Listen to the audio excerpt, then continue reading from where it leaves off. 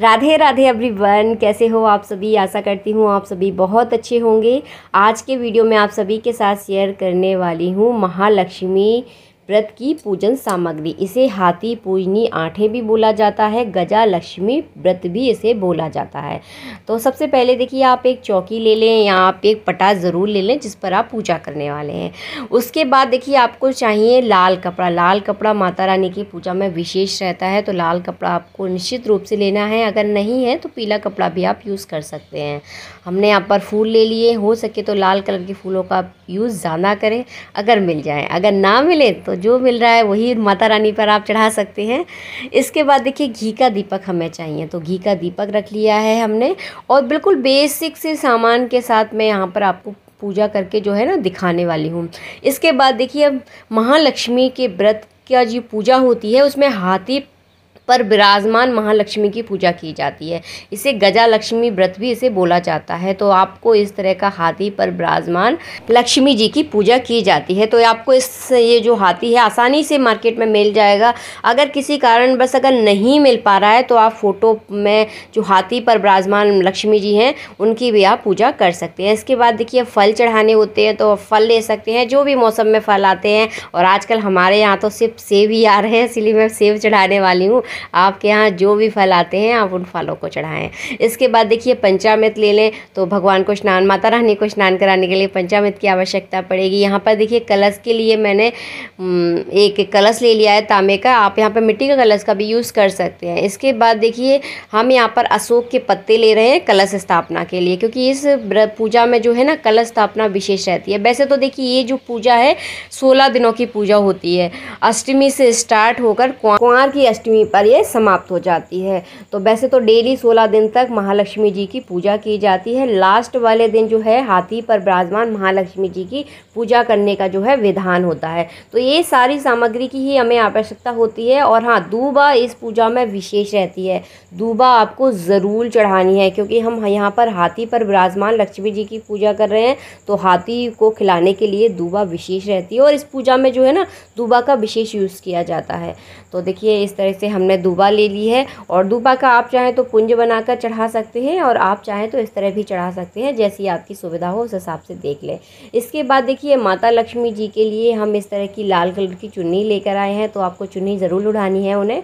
तो इस तरह की लाल कलर की चुन्नी देख लें, जो भी आपके पास उपलब्ध हो, लेकिन नई आपको चढ़ानी है, एकदम कोरी चढ़ाई जाती है।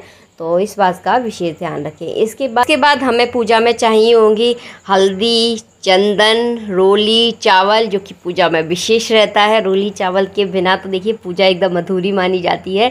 तो ये सारी सामग्री की भी आवश्यकता हमें होगी। इसके बाद देखिए, माचिस लेना बिल्कुल ना भूलें, क्योंकि दीपक हम कैसे प्रज्वलित करेंगे, तो माचिस जो है ना हमें ज़रूर चाहिए। इसके बाद देखिए, गौरी गणेश 16 दिनों तक जो है ना गौरी गणेश की ही पूजा इस व्रत में की जाती है। तो गौरी गणेश के अगर आपके पास वस्त्र हैं तो वस्त्र उन्हें पहनाने के लिए हमें वस्त्र भी चाहिए होंगे। अगर नहीं है तो आप यहाँ पर कलावा का यूज़ भी कर सकते हैं। और आखिरी दिन जो है ना हाथी पर विराजमान लक्ष्मी जी की पूजा की जाती है। तो इस तरह से देखिए करना होता है। इसके बाद जो है ना हमें चाहिए हवन सामग्री। तो हम इस पूजा में जो है ना, आप चाहें तो डेली भी हवन कर सकते हैं। अगर आप डेली हवन नहीं कर पाए हैं किसी कारणवश, तो लास्ट वाले दिन आपको हवन ज़रूर करना है। तो इस तरह देखिए, ये है हवन की लकड़ी। अगर आपके पास हवन की लकड़ी नहीं है तो आप गाय के कंडे से भी आप हवन कर सकते हैं, जिसे उबला बोला जाता है। तो वो भी हवन करने के लिए बहुत अच्छा होता है, आप उस पर भी आप हवन कर सकते हैं। इसके बाद देखिए, महालक्ष्मी व्रत में देखिए इस तरह के ये बनाए जाते हैं। अब इनको मैं बता देती हूँ उनको क्या, हमारे यहाँ इसको सोरा सोरी बोले जाते हैं। ये नमकीन और मीठे बनाए जाते हैं। 16 माता रानी पर चढ़ाए जाते हैं। 16 नमकीन और 16 मीठे जो होते हैं वो माता रानी पर अर्पण किए जाते हैं। इन्हीं का भोग आज के दिन लगाया जाता है। ये कुंवार की अष्टमी के दिन इसे महालक्ष्मी व्रत का जो है ना उद्यापन भी आप कह सकते हैं। इस दिन जो है ना व्रत पूरा होता है, तो इसी का भोग लगाकर अपना व्रत जो है पूरा किया जाता है। और बाद में इन्हीं का भोग लगाया और मतलब इन्हीं को आप खा सकते हैं। तो इसी तरह से किया जाता है। और देखिए, आपके घर की जो परंपरा हो आप उसे फॉलो ज़रूर करें। हमारे यहाँ यही बनाए जाते हैं, इसीलिए मैंने आप सबको ये वीडियो में दिखा दिया है। खाने में बहुत टेस्टी लगते हैं, क्योंकि नमकीन और मीठी मटरियाँ इनको आप कह सकते हैं अपनी शुद्ध भाषा में। ये मैं मैदा के बने रहते हैं, और नमकीन और मीठी मठरियाँ आप सभी को पता होगा कैसी होती हैं, तो वही है, बस इनका आकार जो है ना वो बदल किया गया है। इसके बाद देखिए सिंदूर, गुलाल, हल्दी, ये सारी चीज़ें आपको ज़रूर चढ़ानी है। अबीर जो कि हम हर पूजा में चढ़ाते हैं, और ये महालक्ष्मी जी की पूजा है तो आपको विशेष आपको ये सारी चीज़ें चढ़ानी है। इसमें देखिए चावल है, तो सब कुछ मैंने बता दिया है। और हाँ, जनेऊ लेना बिल्कुल ना भूलें, क्योंकि गणेश जी पर जो है ना जनेऊ चढ़ाया जाएगा, तो जनेऊ आपको अवश्य लेना है। और कलश में डालने के लिए हल्दी की गांठ, सुपारी और 1 रुपये का कलदारा बिल्कुल लेना, बिल्कुल ना भूलें।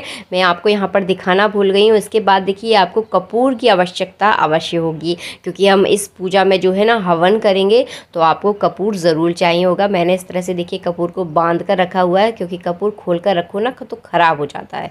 तो अगर आपके पास ऐसा कपूर है तो आप बांध कर उसे अवश्य रखें। उसके बाद देखिए माता लक्ष्मी जी पर जो है ना सुहाग अर्पित किया जाता है। वैसे अगर आपने पहले दिन अगर सुहाग अगर आप अर्पित कर चुके हैं महालक्ष्मी जी की पूजा में, तो आप लास्ट वाले दिन भी अर्पित ज़रूर करें। पहले और लास्ट वाले दिन अर्पित ज़रूर किया जाता है। इसके बाद देखिए कलावा का गंडा बनाया जाता है। इसमें 16 गांठें लगाकर उसकी 16 दिनों तक पूजा की जाती है। इस व्रत की जो है ना विशेषता यही है। तो इस तरह का देखिए आप कलावा ले लें, उसमें 16 गांठें लगा लें। इतना कलावा कम से कम आपको बड़ा लेना है कि उसमें अच्छे से 16 गांठें लग जाएं, और आपके हाथ में या आपने जो साड़ी पहन रखी है और उसके पल्लू में बन सके, इतना बड़ा कलावा कम से कम आपको चाहिए होगा। तो अपने हिसाब से देख लें, मैंने नॉर्मली तरीका जो है ना आपको बता दिया है यहाँ पर। तो 16 दिनों तक जो है ना इसी गंडे की पूजा की जाती है। इसके बाद हाँ, कलश का नारियल लेना बिल्कुल ना भूलें, क्योंकि मैं ना कुछ चीज़ें जो है ना दिमाग से मेरे निकल जाती हैं। वैसे तो देखिए मैंने सारी चीज़ें आपको इस वीडियो में बता दी हैं। यही सारी चीज़ें जो है ना हमें पूजा में आवश्यकता होगी, तो इन सारी चीज़ों से ही आप महालक्ष्मी व्रत की पूजा कर सकते हैं। और ये पूजा जो है ना, थोड़ा सा मैं बता दूं, कुंवार की अष्टमी में पड़ेगी, यानी जब पितृपक्ष पड़ते हैं, पितृपक्ष में ही अष्टमी पड़ती है। हाथी पूजनी आठ है जिसे बोला जाता है, उस दिन ही महालक्ष्मी जी की पूजा की जाती है। महालक्ष्मी जी की पूजा आप ज़रूर करें। हाथी पर विराजमान होकर महालक्ष्मी जी आपके घर में विराजमान होती हैं, कहा जाता है इस पूजा को करने से। तो इस पूजा को आप ज़रूर करें।